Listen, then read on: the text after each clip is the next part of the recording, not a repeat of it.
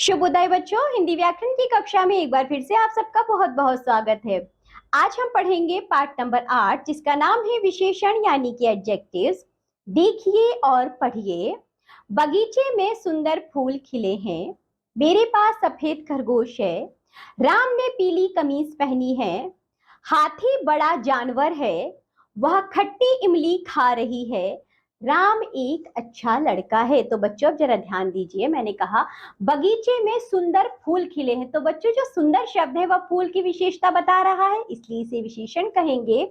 मेरे पास सफेद खरगोश है, तो बच्चों सफेद जो शब्द है वह खरगोश की विशेषता बता रहा है, इसलिए यह विशेषण होगा। राम ने पीली कमीज पहनी है, तो बच्चों कमीज शब्द की विशेषता पीली शब्द बता रहा है, पीली इसलिए विशेषण होगा। हाथी बड़ा जानवर है, तो बच्चों जो बड़ा है वह विशेषण होगा।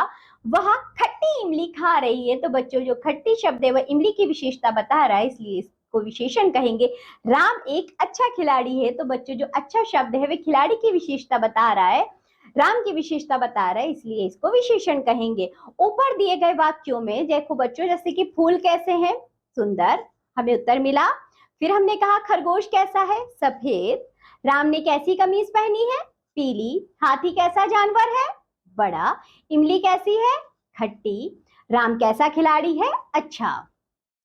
ऊपर दिए गए वाक्यों में सुंदर, सफेद, पीली, बड़ा, खट्टी तथा अच्छा विशेषण शब्द हैं जो संज्ञा शब्दों की विशेषता बता रहे हैं। अतः हम कह सकते हैं कि जो शब्द, बच्चे परिभाषा देखिए, जो शब्द संज्ञा या सर्वनाम की विशेषता बताते हैं उन्हें विशेषण कहते हैं। बच्चों ये हम कह सकते हैं, बिल्कुल। अब देखो विशेषण के कुछ अन्य उदाहरण, जैसे कि पतला, लंबा, काला, बूढ़ा, चौड़ा, कमजोर, सफेद, हरा, खट्टा, सूखा, मोटा, गोल, चौकोर, बुरा, अच्छा, सच्चा, झूठा, एक, दो, तीन आदि, ये सभी बच्चों विशेषण के कुछ उदाहरण हैं। अब देखिए विशेष्य क्या होते हैं।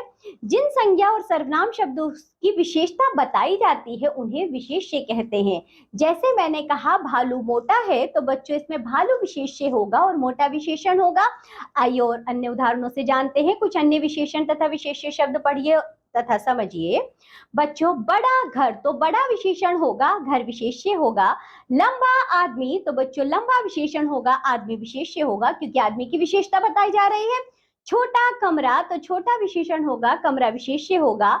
मीठे आम, तो मीठे विशेषण होगा, आम विशेष्य होगा। काली भैंस, तो काली विशेषण होगा और बच्चों भैंस विशेष्य होगा। घर, आदमी, कमरा, आम, भैंस विशेष्य है क्योंकि इनकी विशेषता बताई गई है। तो बच्चों ये होते हैं विशेषण और विशेष्य, यानी कि जिसकी विशेषता बताई जाती है उसको विशेष्य कहते हैं। मैंने कहा बच्चों सफेद गाय, तो सफेद विशेषण है और गाय बच्चों विशेष्य है। मैंने कहा बच्चों हरी फ्रॉक, तो हरी तो बच्चों हमारा विशेषण हो जाएगा, फ्रॉक हमारी विशेष्य हो जाएगा क्योंकि फ्रॉक की विशेषता बताई जा रही है। तो चलिए इसी के साथ ये पाठ होता है यहाँ समाप्त। आज आपको विशेषण पढ़ाए गए हैं जो संज्ञा या सर्वनाम की विशेषता बताते हैं उन्हें विशेषण कहते हैं, और बच्चों जिस शब्द की विशेषता बताई जाती है उसे विशेष्य कहते हैं। आप लोग इसे अच्छे से याद करेंगे। अब हम मिलेंगे आपसे अगली कक्षा में, तब तक के लिए बाय बच्चों।